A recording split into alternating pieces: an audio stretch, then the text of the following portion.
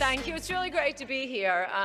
I guess you guys aren't the apathetic millennials. Glad to see that. Well, I don't know if you heard today, since you've been busy at your mock convention, but the head of the CIA now says that ISIS is making chemical weapons. But don't worry, Obama's on it.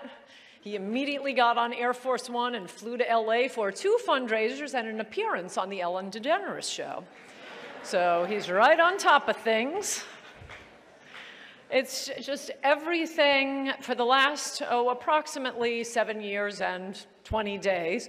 Everything on the liberal wish list has been realized. They've turned a victory in Iraq into a defeat. We got socialized health care, something that has been on the left's to-do list since FDR was president. Finally got that one out of the way. We have the Supreme Court announcing that the Constitution, our founding fathers, buried deep within the Constitution, a right to gay marriage, and no one had noticed for 200 years. We have the suicidal deal with Iran. Just humiliation around the world, and Obama just ignoring the Constitution to push through executive amnesty. It's just been wave after wave of Republican loss. Normally, when you have an extremely left-wing government for a while, there's a pushback. Things level out. So after LBJ and the Great Society, we got Richard Nixon.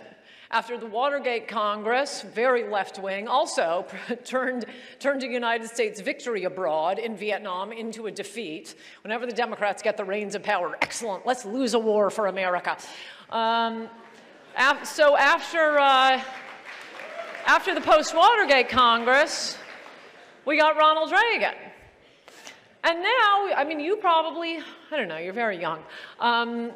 I certainly have met lots of Americans who have been Democrats, voted Democrat most of their life, saying, you know, that's it. This is just too far, whether it's executive amnesty or gay marriage or the Iran deal, losing the Iraq war, that's it. Hellfire is going to rain down on these Democrats. I've voted Democrat my whole life, but I'm going for the Republicans this time. Well, maybe, but Americans are being outvoted by foreigners. It doesn't matter how insane the Democrats are. Post-1970 immigrants are voting 8-2 for the Democrats. Every issue is secondary to immigration because immigration decides every other issue. And if you disagree with me, well, then I say that you are required to go to California, come up with your most appealing social conservative or libertarian idea, and get the California legislature to pass it.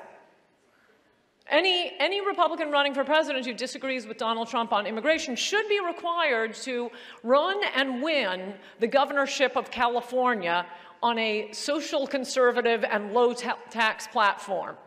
It's not going to happen. The state that gave us Richard Nixon and Ronald Reagan will never elect a Republican statewide. Unless our current immigration policies are ended, all of America will be California. Without the great beaches and the fantastic weather. And I'm sorry to tell you, but you'll all be the Kardashians.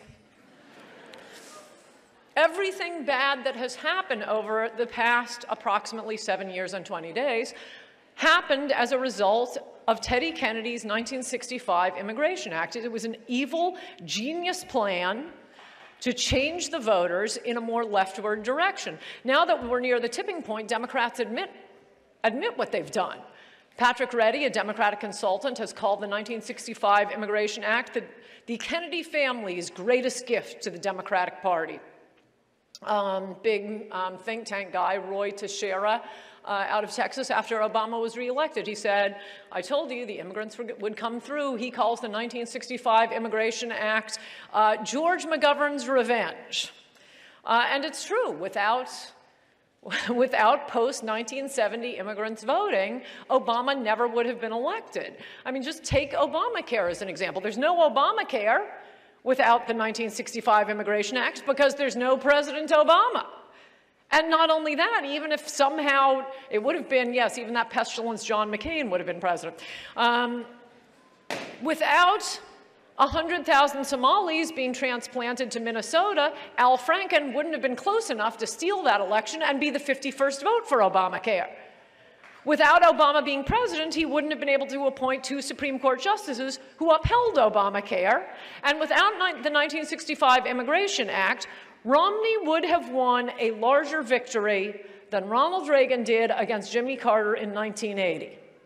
So maybe ease up on the comparisons to who's the most like Reagan. Reagan would lose today. No, we'd be holding debates at the President Walter Mondale Museum and Library. Every American invented constitutional right, humiliating loss abroad, executive order, all of this is as a result of post-1970 immigrants coming in. Republicans aren't losing the argument. You keep thinking, oh, I just came up with a new way to phrase this particular argument. Why the XM Bank has to go. Here's my idea for entitlement reform. No, you're not losing the argument, Republicans. You're being outvoted. The Democrats changed the jury pool. This is why nothing matters but immigration. Don't be distracted by these other petty arguments about Hillary's emails or ISIS. There would be no ISIS without Teddy Kennedy's 1965 Immigration Act, because there would be no President Obama. He would not have been able to withdraw every last troop from Iraq and turn our victorious war in Iraq into a loss. You may think you're making these very clever arguments, but 40 million third world immigrants aren't listening to them. They're not rushing out to get a candidate's policy papers. We are bringing in people who don't have experience with Western democracies, with constitutional democracies. They say, oh yeah, we love democracy. That's where I get elected and I do favors for all my friends and family. And you want to see how that works, go look at the California legislature or Marco Rubio. There used to being, let me say that 6 more times so the Rubio followers will be comfortable. I'll say it just like that. People from these third world countries are used to being bossed around by autocratic governments, voting tribally, and they are coming here and voting tribally again. 80% voting for the Democrats. The Democrats have no more right to bring in 40 million people to vote for them than the Republicans do. Yeah, we'll win some of them eventually, but that takes a few generations. And Republicans are trying to do the sorcerer's apprentice thing. So, you know, okay, so we get the grandchildren of immigrants who came in a couple generations ago, but the Democrats are bringing in more than 1 million new immigrants from very backward cultures every year, every year. I used to, you know, think, you know, I just want a presidential candidate who will eliminate the withholding tax. I just want a president who will, you know, be good on abortion. There's a litmus test for bravery. Now I just want a Republican who can do math. If they're not voting for you by 51%, you're losing, Republicans.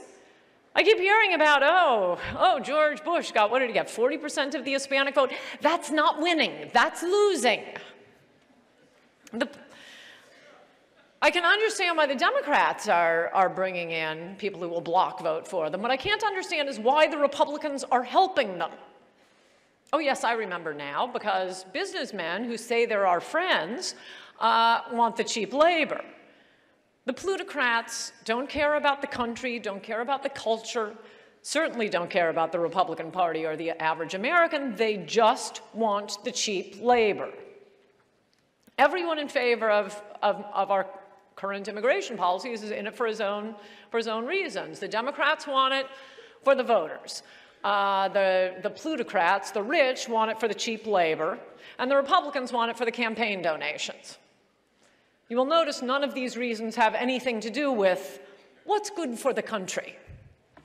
The leaders of both parties know they can't persuade Americans to keep this funnel of the third world moving to our country. So the rule has been for decades now, just don't let Americans think about it. Don't let them see what we're doing. Don't talk about immigration. We don't want Americans thinking about it and developing positions on it. We'll distract people with foreign wars and Hillary's emails. Or they say, sure, go ahead. You can talk about immigration. Here are the ground rules. You can't use the words amnesty, anchor baby, illegal immigrant, sanctuary city. What else? A wall. We can talk about the Hispanic vote all day long. You can go home tonight and turn on some cable news program. They'll be talking about the Hispanic vote and can the Republicans, can they get up to 30% of the Hispanic vote? How do we get the Hispanic vote? We must look for the Hispanic vote. But if anybody ever says to Republicans, hey, I know, why don't you drive up the white vote? Whoa, no, that's racist. It's like saying, you found an effective argument to use against us, so we're going to go to the judges and to get a retroactive rule declaring that argument out of bounds. Hey, we noticed you guys have a good three-point shooter. We're not going to count three-point field goals. Well, Donald Trump isn't following the rules. For the past few months, I felt like I'm dreaming watching immigration talked about on TV every night.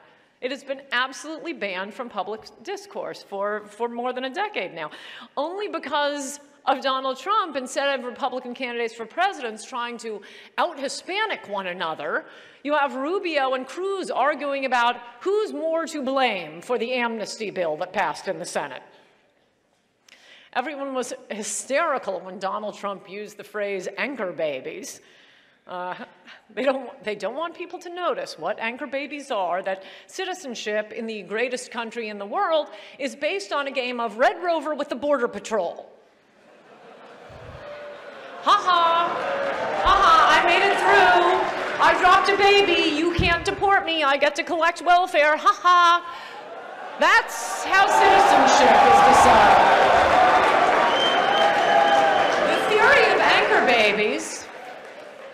The theory of anchor babies is if I successfully break into your house, I get to own it. And if I don't get to own it, at least my kids do. They didn't do anything wrong. Don't punish the children.